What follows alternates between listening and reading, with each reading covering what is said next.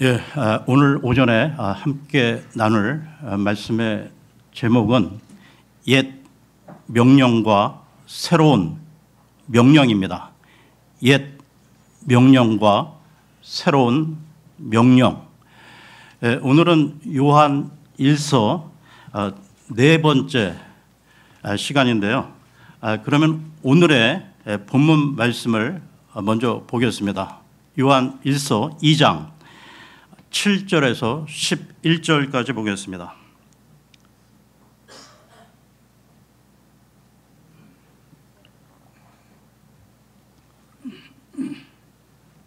요한 1서 2장 7절에서 11절까지입니다. 형제들아, 내가 너희에게 기록하는 것은 전혀 새로운 명령이 아니요 오히려 너희가 초기부터 가졌던 옛 명령이라. 그 옛 명령은 너희가 초기부터 들어온 말씀이라. 다시금 나는 너희에게 새로운 명령을 기록하나니 그것은 그분 안에서 그리고 너희 안에서 참된 것이라. 이는 어둠이 지나갔고 이제 참된 빛이 비추기 때문이라. 자기가 빛 가운데 있다고 말하면서 자기 형제를 증오하는 자는 지금까지도 어둠 가운데 있는 것이라. 자기 형제를 사랑하는 자는 빛 가운데 거하나니 그의 안에 걸려 넘어지는 계계가 전혀 없느니라. 그러나 자기 형제를 증오하는 자는 어둠 가운데 있고 어둠 가운데 살아가며 자신이 어디로 가는지 모르나니 그 어둠이 그의 두 눈을 멀게 하였기 때문이라. 일반적으로 우리 이 기독교를 사랑의 종교라고 말들을 하는데요. 기독교의 그 가장 중심되는 명령이 사랑이기 때문입니다. 하나님께서 우리를 사랑하셔서 독생자까지 아끼지 아니하시고 십자가의 희생 제물로 내어 주시면서요, 우리가 구원받았다는 것입니다. 그래서 우리가 이 하나님의 이 사랑을 정말로 알고 구원받은 사람이라면 우리는 하나님을 사랑하고 사람을 사랑해야 한다는 것입니다.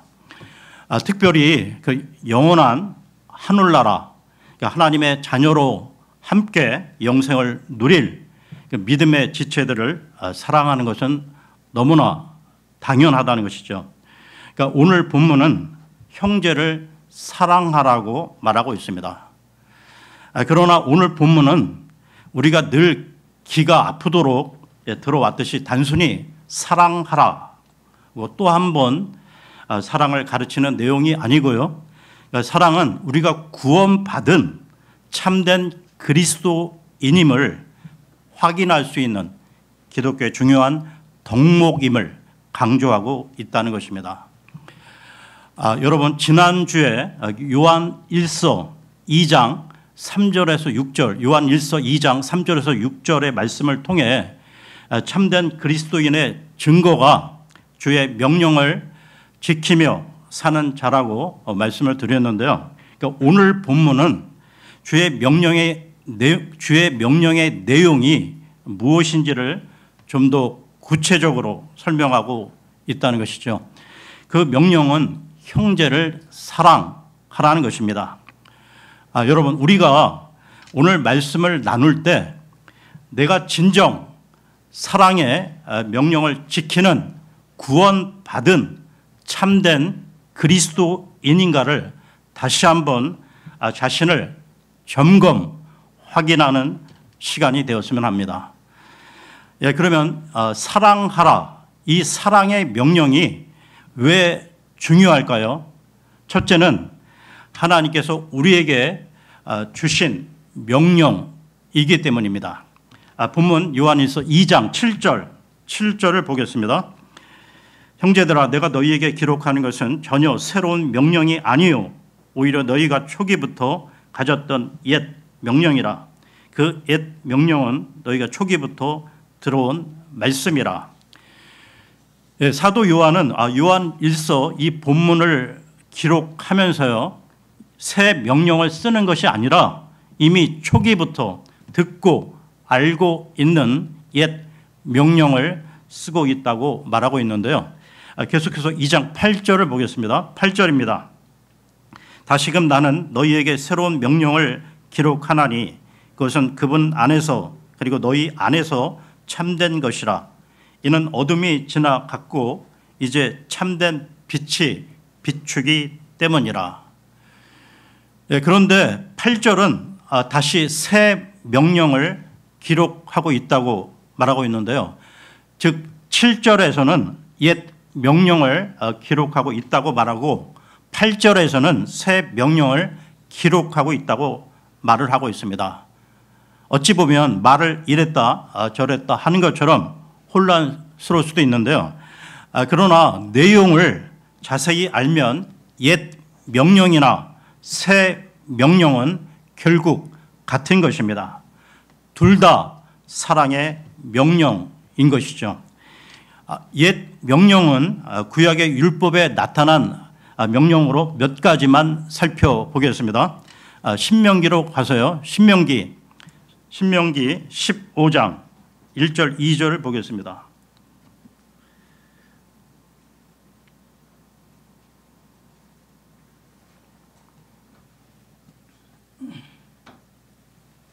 신명기 15장 1절 2절입니다. 너는 매 7년의 끝에 면제를 베풀지니라. 그런즉 그 면제의 방식은 이러하니라. 자기 이웃에게 조금이라도 빌려준 모든 채권자마다 그것을 면제할지니라. 그는 자기 이웃에게나 자기 형제에게 그것을 독촉하지 말지니라. 이는 그것이 주의 면제라 불리는 까닭이라. 가난한 자가 빚을 졌을 때 그에게 꾸어준 채권자는 매 7년 끝에 빚을 면제해 주도록 함으로 사랑을 베풀 것을 말씀하셨던 것입니다. 또 구약에는 종의 제도가 있었는데요. 그러니까 가난해서 종으로 팔린 자를 7년째 자유롭게 놓아주라고 말씀하셨다는 것입니다. 그러니까 놓아줄 때도 그냥 빈손으로 가게 하지 말고 여러 가지 양식을 후히 주어서 보내라고 하셨는데요. 신명기 15장 12절에서 14절입니다. 신명기 15장 12절에서 14절입니다. 그런데 만일 너희 형제인 히브리인 남자나 히브리인 여자가 너에게 팔려서 6년 동안 너를 섬긴 경우 그때 너는 7년째 해에 그를 놓아주어 너에게서 자유롭게 떠나게 할지니라. 그러고는 네가 그를 너에게서 자유롭게 보낼 때 너는 그를 빈손으로 떠나게 하지 말지니라. 너는 너희 양떼에서 너희 마당에서 너희 포도즙 틀에서 그에게 관대하게 제공할지니라. 너는 주 너희 하나님께서 너에게 복을 주신 것에서 그에게 줄지니라.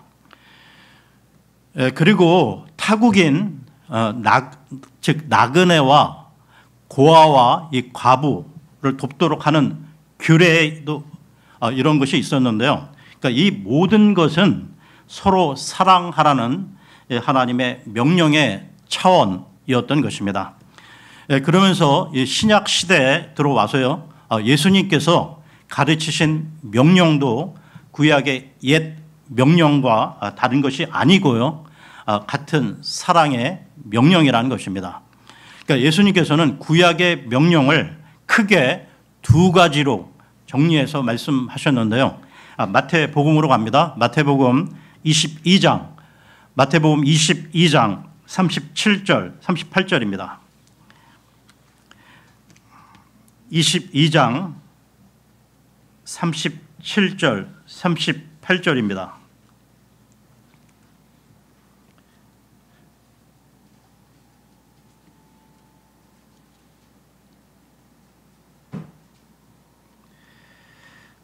예수님께서 그에게 이같이 말씀하셨느니라. 너는 너희 마음을 다하고 너희 혼을 다하고 너희 생각을 다하여 주 너희 하나님을 사랑할지니라.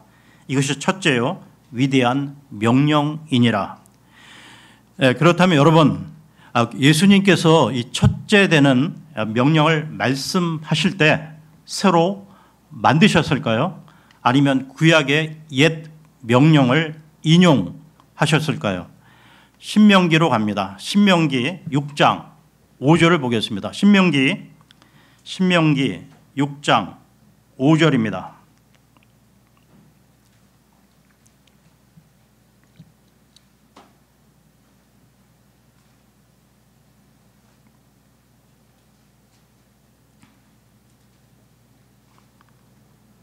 그런즉 너는 너희 마음을 다하고 너희 혼을 다하고 너희 기운을 다하여 주 너희 하나님을 사랑할지니라. 그리고 예수님께서 말씀하신 둘째 명령도 보겠는데요. 마태복음으로 갑니다. 마태복음 22장 39, 40절입니다. 22장 39, 40절입니다.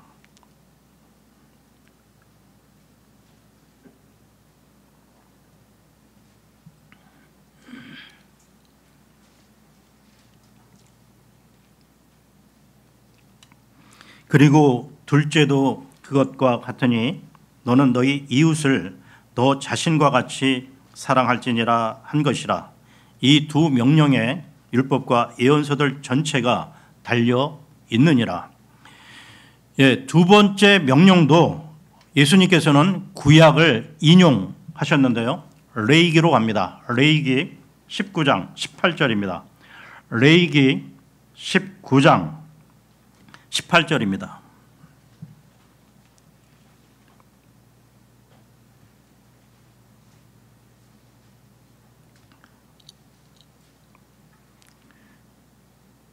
너는 복수하지 말고 너희 백성의 자녀들을 대적하여 어떤 원한도 품지 말며 다만 너는 너희 이웃을 너 자신과 같이 사랑할지니라. 나는 주로다. 그러니까 구약의 옛 명령과 예수님께서 가르치신 새 명령은 모두 같은 사랑의 명령인 것입니다. 그런데 예수님께서는 내 이웃을 사랑하기를 너 자신과 같이 사랑하라는 옛 명령을 새 명령이라고 말씀하셨는데요. 요한복음으로 갑니다. 요한복음 13장 34절입니다.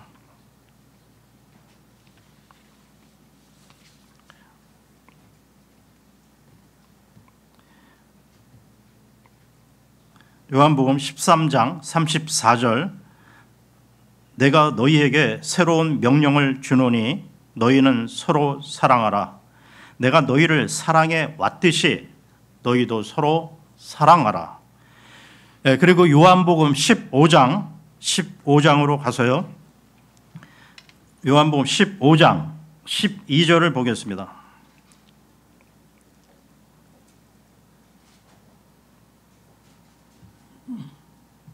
15장 12절입니다. 이것이 나의 명령이니 곧 내가 너희를 사랑해 온 것 같이 너희가 서로 사랑하라.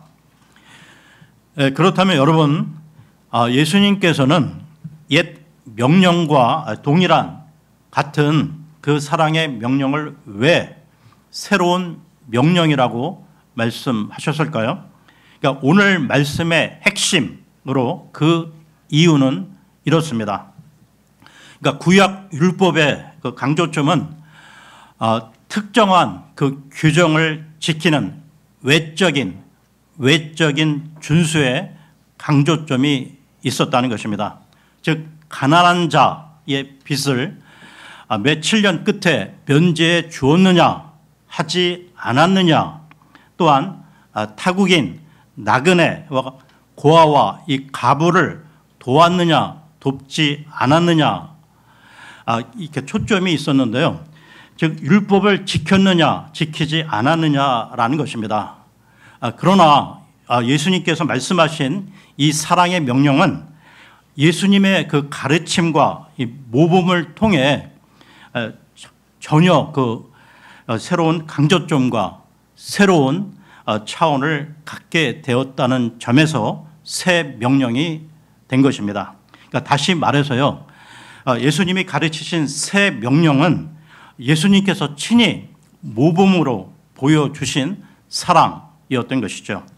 그러니까 예수님께서 먼저 우리를 사랑하셨고요, 우리는 그 사랑을 체험했습니다. 이제 그 사랑을 경험하고 변화된 성도들이 그 안에 그 예수님의 사랑이 넘쳐 기꺼이 다른 사람을 사랑하게 되는 것입니다.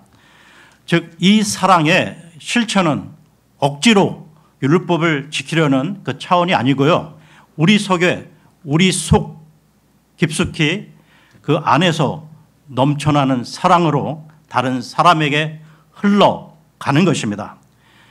그러니까 그 차이점은, 구약의 율법은 사람들에게 사랑하라는 이 명령을 주었지만 사랑할 수 있는 그 능력을 공급해 주지 못한 반면, 예수님께서 주신 이 사랑의 명령은 사랑을 실천할 수 있는 능력을 주시고 사랑하라고 하셨던 것입니다. 그 사랑의 능력은 그 성도들 각자 안에 거하시는 성령에 의해 주어지는데요. 그러니까 성령 충만한 그리스도인들 안에 주어지는 것입니다. 그러면 오늘 본문 말씀 요한 1서로 돌아와서요, 요한 1서 2장 8절을 보겠습니다. 요한 1서 2장 8절입니다. 다시금 나는 너희에게 새로운 명령을 기록하나니 그것은 그분 안에서 그리고 너희 안에서 참된 것이라. 이는 어둠이 지나갔고 이제 참된 빛이 비추기 때문이라.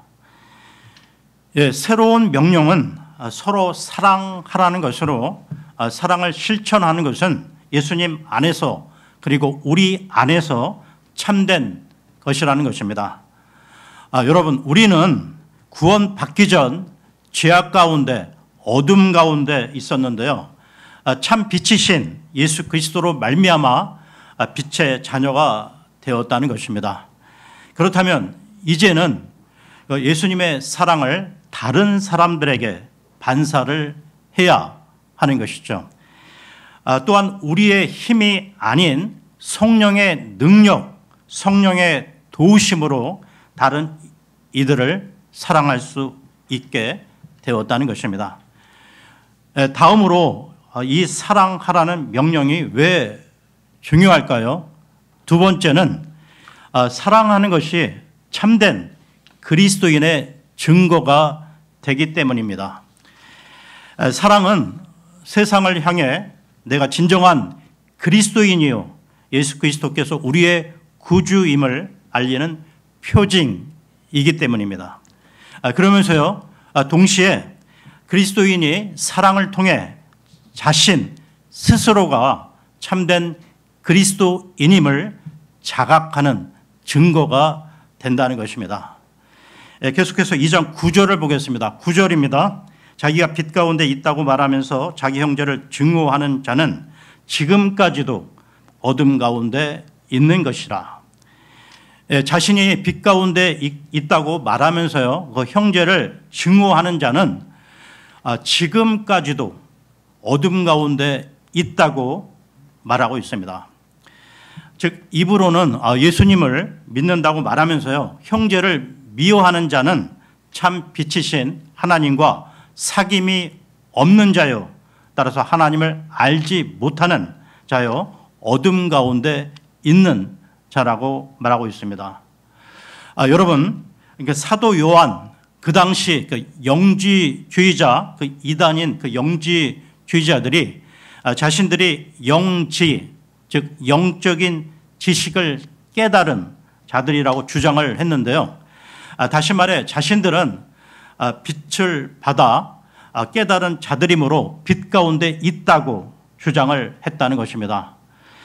그러나 사도 요한은 형제들을 사랑하지 않고 미워한다면 그는 어둠에 있는 자라고 말하고 있다는 것이죠. 여기서의 형제는 믿음의 형제를 말하는데요. 즉 그리스도인들을 말하는데 여기서 미워한다, 증오한다는 말은 계속적으로, 그러니까 상습적으로 미워하고 증오한다는 말입니다. 물론 그 참된 그리스도인들도 살아가면서 이 복잡하고 악한 세상을 살아가면서 때로는 성도들끼리 의견 충돌로 다투기도 하고요, 미워하기도 합니다. 그러나 그 갈등을 풀지 못하고 계속 미워하고 증오한다면 심각한 문제인 것이죠. 여러분, 왜 많은 성도들이 자신이 다니던 그 교회를 다른 교회로 옮기려 합니까? 그러니까 성도들 간의 이 갈등도 무시할 수 없다는 것이죠. 그러나 우리 성도들은 하나님의 큰 사랑을 먼저 받은 자로서 그러한 불미스러운 일이 생길 때 가능한 빨리 화해하고 회개해야 한다는 것입니다. 왜냐? 각 지체들 안에 참 빛이신 예수님이 계시고 성령이 거하시기 때문이죠. 그러함에도 이 형제들을 계속해서 증오하는 자는 어떻게 될까요? 2장 11절을 보겠습니다. 2장 11절입니다.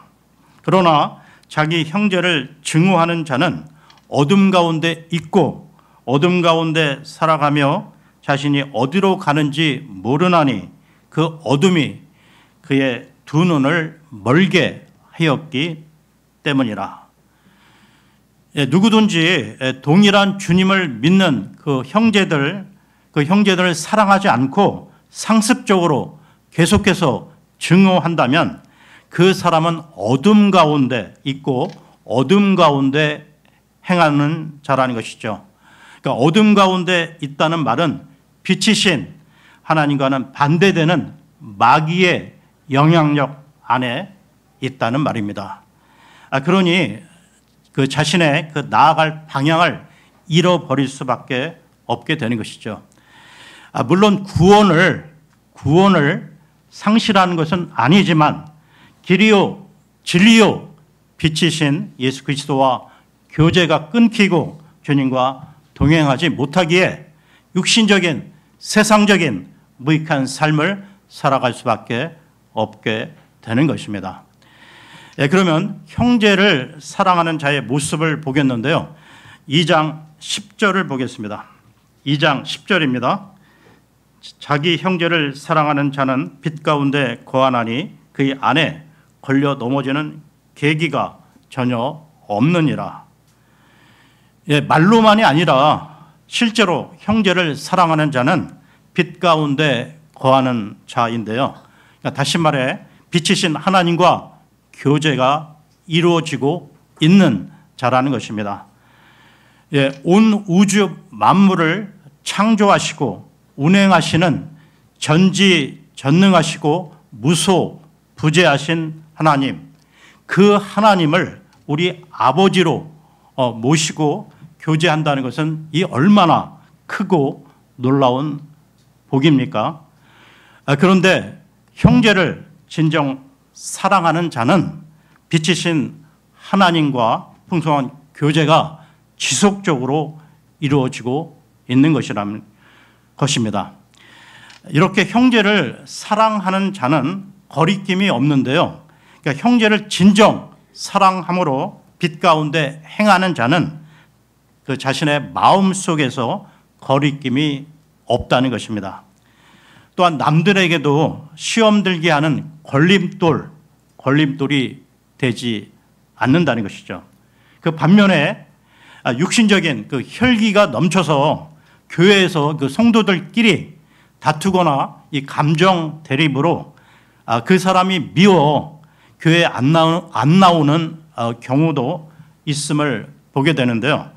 그러니까 더 나아가 교회를 아예 옮기는 지체들도 있다는 것입니다. 그러나 그렇게 할 때 그 육신적인 사람이 하나님과의 참 교제가 이루어질 수 있겠습니까?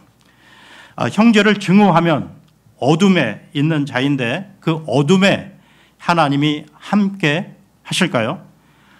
그런 사람이 예배를 드린다면 그 예배를 하나님께서 받아 주실까요?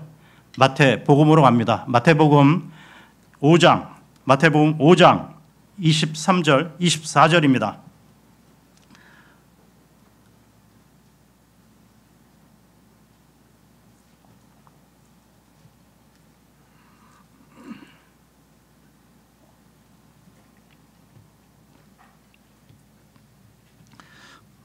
오 장 23절 24절입니다. 그러므로 만일 네가 너희 예물을 제단으로 가져오다가 거기에서 너희 형제가 너를 적대하는 어떤 일이 있음을 기억한다면 너희 예물을 거기 제단 앞에 남겨두고 너희 길을 가서 먼저입니다. 너희 형제와 화해가 이루어지게 하고 그런 다음에 와서 너희 예물을 바치라. 여러분, 그 누구에게로부터 여러분이 상처를 받았나요? 그를 용서할 힘을 달라고 하나님께 계속 기도하시기 바랍니다. 또한 누구에게 내가 다른 이에게 그 상처를 주어 계속 마음에 걸리는 게 있으십니까? 그렇다면 그에게 찾아가 잘못했다고 용서를 비십시오. 이렇게 할 때 우리 안에 빛이 들어와 평안을 찾게 될 것입니다. 우리 믿는 사람들이 하나님을 사랑한다고 말을 하면서 형제를 증오한다면 뭔가 크게 잘못된 것이라는 것이죠. 요한 1서로 갑니다. 요한 1서 4장 요한 1서 4장 19절에서 21절까지 보겠습니다. 요한 1서 4장 19절에서 21절입니다.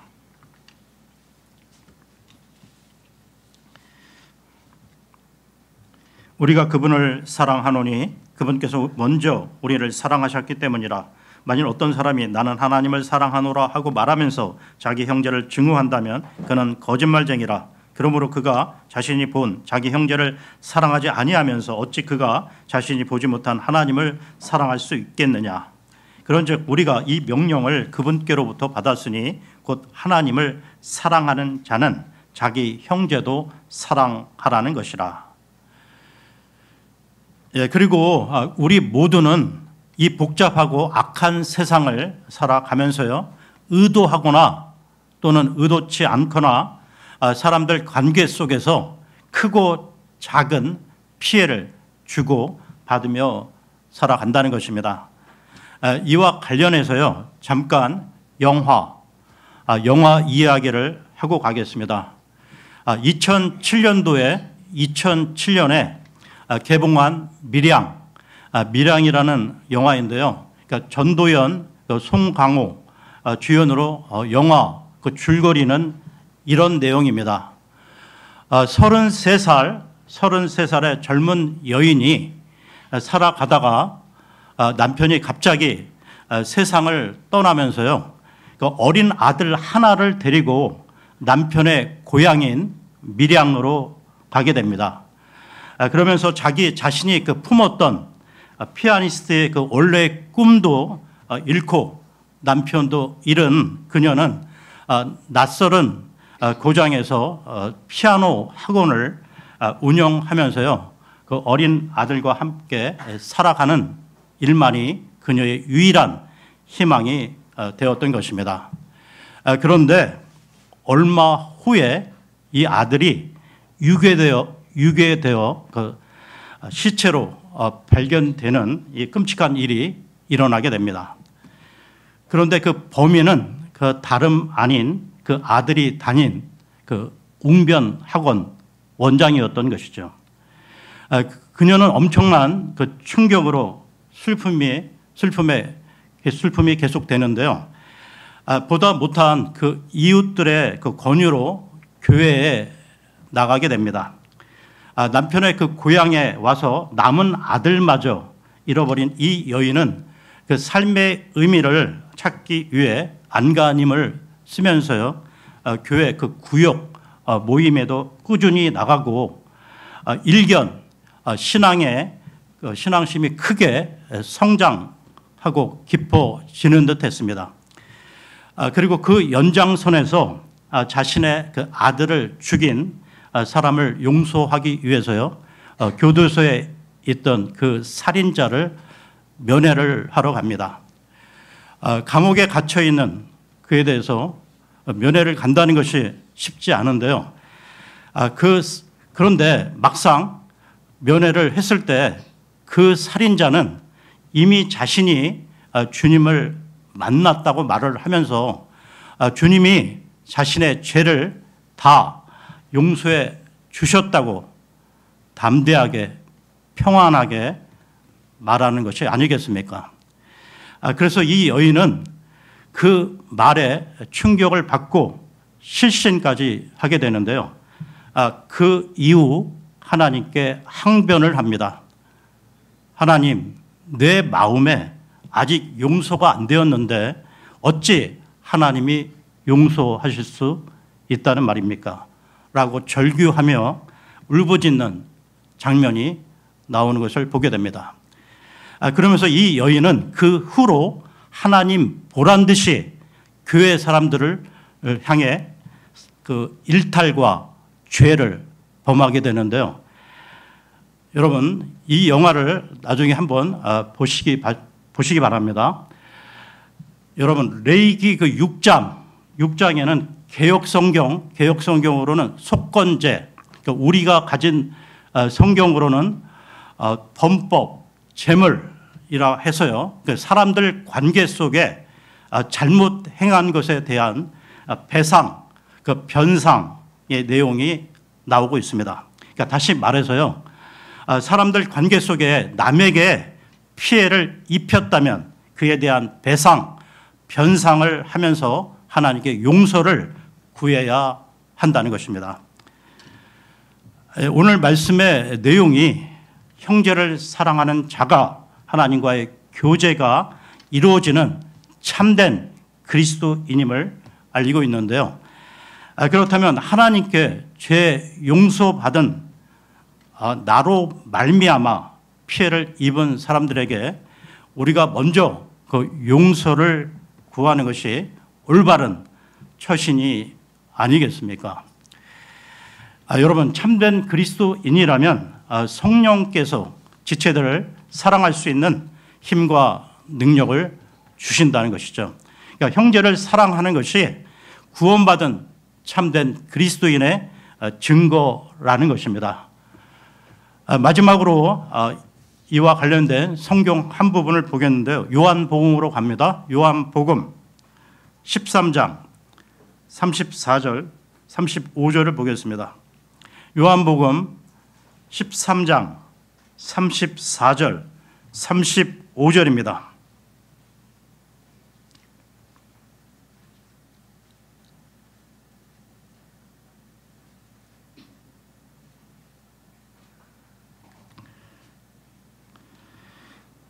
내가 너희에게 새로운 명령을 주노니 너희는 서로 사랑하라. 내가 너희를 사랑해 왔듯이 너희도 서로 사랑하라. 만일 너희가 서로에게 사랑이 있다면 이것으로 인하여 모든 사람들이 너희가 나의 제자들임을 알게 되리라. 오늘은 여기까지 하고요. 다음 시간에 요한 1서 2장 12절부터 이어서 하겠습니다. 고맙습니다.